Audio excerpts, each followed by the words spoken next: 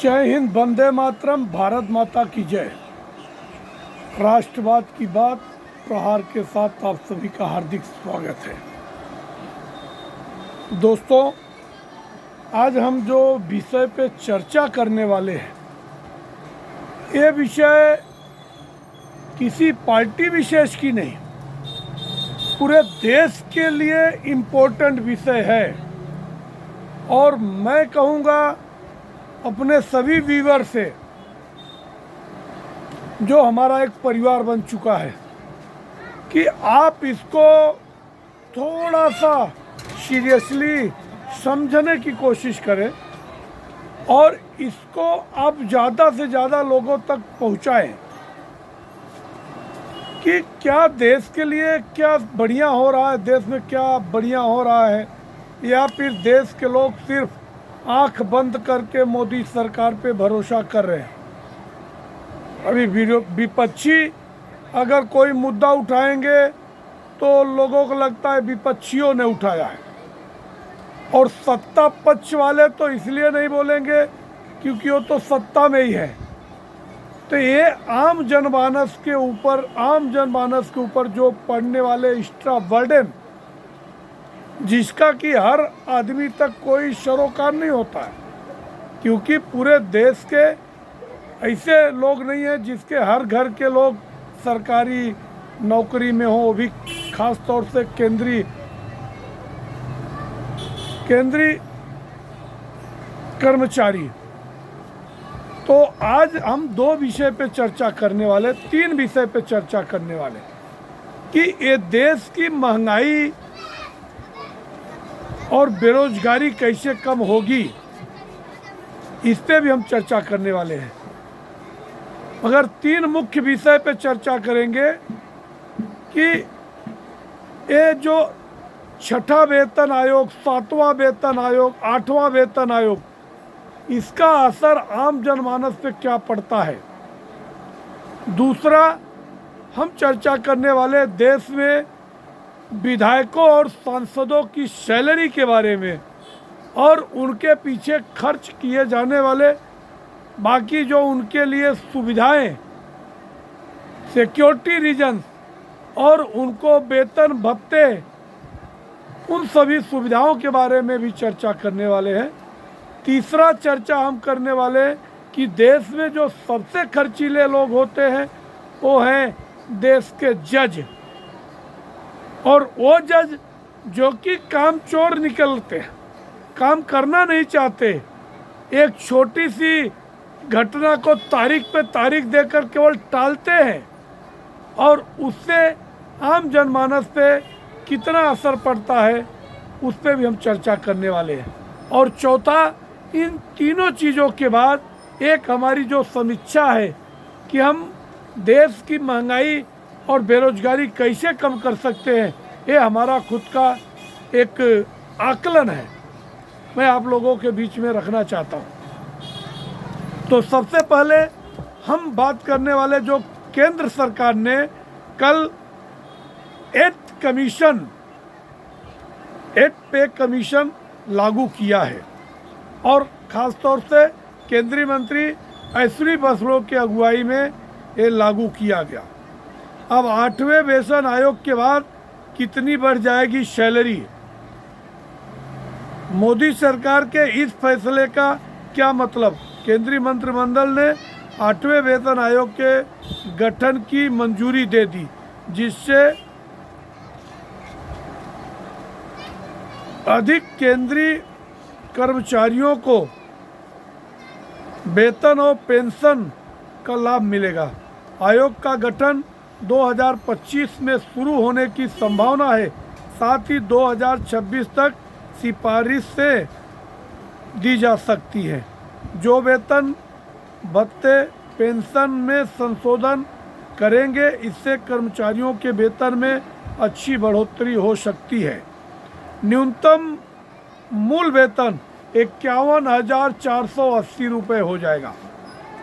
अब मेरा ये सवाल है कि क्या आम जनमानस जो अन्य सेक्टर में काम करता है, चाहे वो प्राइवेट सेक्टर में काम करता है या अपना खुद का सेल्फ एम्प्लॉयड है, बिजनेस सेक्टर में काम करता है, क्या उसको ऐसी सुविधाएं मिलती हैं? 2026 तक लागू होगी संभावना है, क्योंकि 7वां कमीशन की सिफारिश 2025 तक समाप्त होगी। 8वां कमीशन आयोग क्या करेगा? 8वां वेतन आयोग कर्मचारियों के वेतन ढांचे की समीक्षा करेगा। इसमें महंगाई, आर्थिक स्थिति और कर्मचारी कल्याण में जैसे पहलुओं पर विचार किया जाएगा। तो मेरा एक सवाल है, क्या सिर्फ सरकारी अफसरों और नौकरों के लिए ही महंगाई बढ़ती है, या इनके लिए ही आर्थिक समस्या होनी चाहिए? बाकी के देश के 100 करोड़ से अधिक लोग हैं, क्योंकि ये जो केंद्रीय कर्मचारी हैं ये 1 करोड़ तक लोग हैं जिसको ये लाभ मिलेगा। यह आयोग सरकारी कर्मचारी की जरूरतों को पूरा करने के लिए हर 10 साल में गठित किया जाता है। पिछले आयोग में वेतनमान, भत्ते और पेंशन को समान के साथ बदलती आर्थिक परिस्थितियों के अनुसार समायोजित करने में महत्वपूर्ण भूमिका निभाई थी। मतलब ये जो देश ये आर्थिक समीक्षा करते हैं, सिर्फ इनको ही महंगाई बढ़ती है। अश्विनी वैष्णव ने कहा 1947 से अब तक 7 वेतन आयोग गठित किए जा चुके हैं। अंतिम आयोग 2016 में लागू हुआ था। चूंकि 7वें वेतन आयोग का कार्यकाल 2026 में समाप्त होगा, इसलिए 2025 के में प्रक्रिया शुरू करना है। सिफारिशें प्राप्त करने के लिए पर्याप्त समय मिल जाए। कर्मचारियों के लिए क्या है इसका फैसले का मतलब? इस फैसले से कर्मचारियों और सेवानिवृत्त लोगों में आशा की किरण जगेगी। उन्हें उम्मीद है कि 8वां कमीशन लंबे समय से चली आ रही चिंताओं का समाधान करेगा। मतलब इनकी सैलरी बढ़ जाए तो इनको चिंता है, बाकी देश की चिंता कौन करेगा? सर्वोच्च पद पर बैठे व्यक्तियों की जिम्मेदारी है कि पूरे देश के 140 करोड़ लोगों की चिंता करनी चाहिए। कुछ रिपोर्ट बताती है कि 8वां कमीशन फिटनेस फैक्टर को 2.57 में से बढ़ाकर 2.87 करने का प्रस्ताव रख सकता है।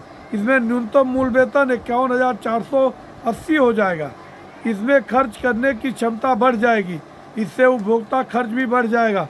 2014 में गठित और 2016 में लागू 7वें कमीशन में बहुत बदलाव हुए। न्यूनतम आर्थिक वेतन 18,000 कर दिया गया।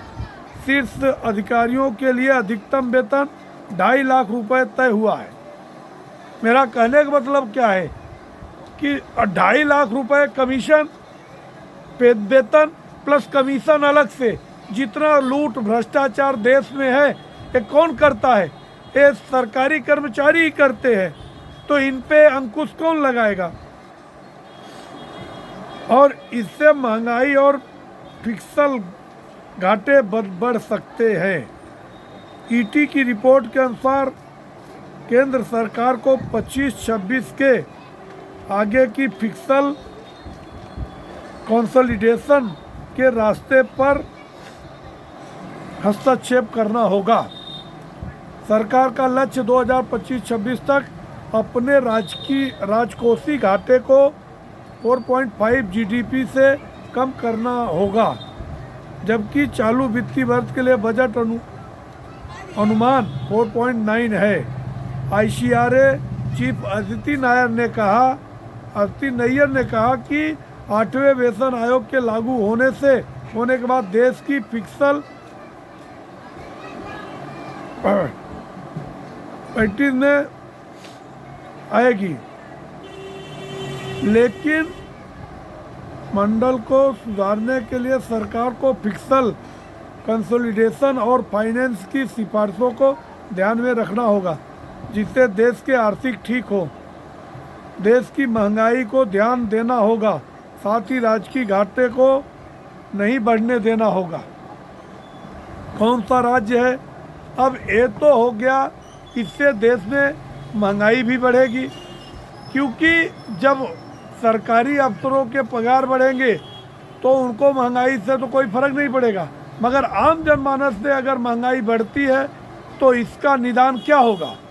अभी जो विधायकों का पगार है, सबसे ज़्यादा पगार विधायकों का तेलंगाना, छत्तीसगढ़, मध्य प्रदेश और राजस्थान में है।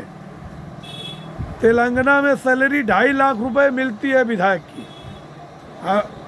जबकि 20,000 सैलरी और 2,30,000 भत्ते मिलते।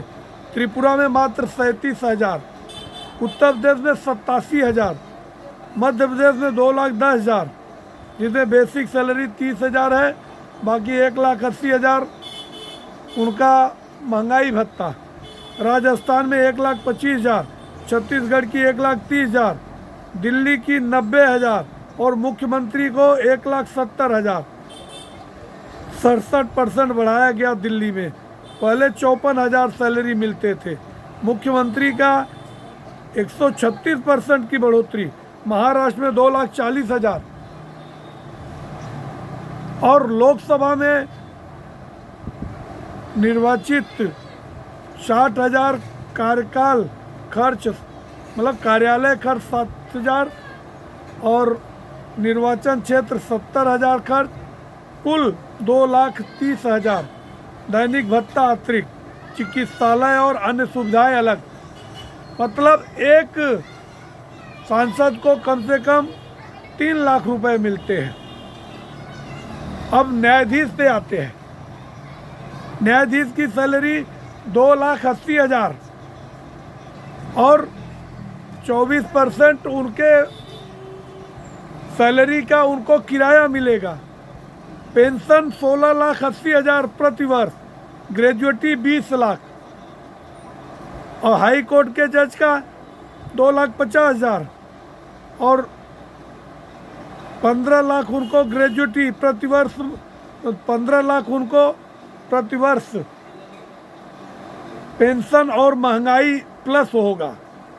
ग्रेजुएटी उनको 8 लाख, ग्रेजुएटी उनको भी 20 लाख। उच्चतम न्यायालय के न्यायाधीश का भी 2,25,000 और 6 लाख उनको मिलेगा।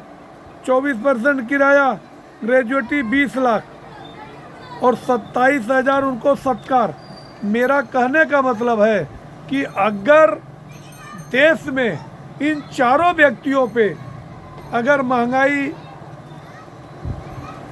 कंट्रोल करने के लिए इन लोगों के पेमेंट में कटौती की जाए, या तो लोकसभा से ऐसी एक विधेयक पारित कराई जाए कि देश में सर्वोच्च पद पे बैठे हुए व्यक्ति को 1 लाख से अधिक पगार नहीं दिया जाएगा।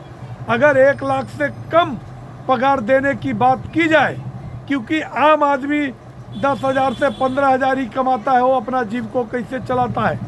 तो इस अनुमान से अगर देश को 4 वर्णों में बांट दिया जाए, टॉप रैंक वाले को 1 लाख सैलरी, सेकेंड रैंक वाले को 80,000 सैलरी, थर्ड रैंक वाले को 60,000 सैलरी और बाकी चौथे रैंक वाले को 40,000 सैलरी, आम आदमी 20,000, तो अपने देश की अर्थव्यवस्था में ज़रूर परिवर्तन हो सकता है।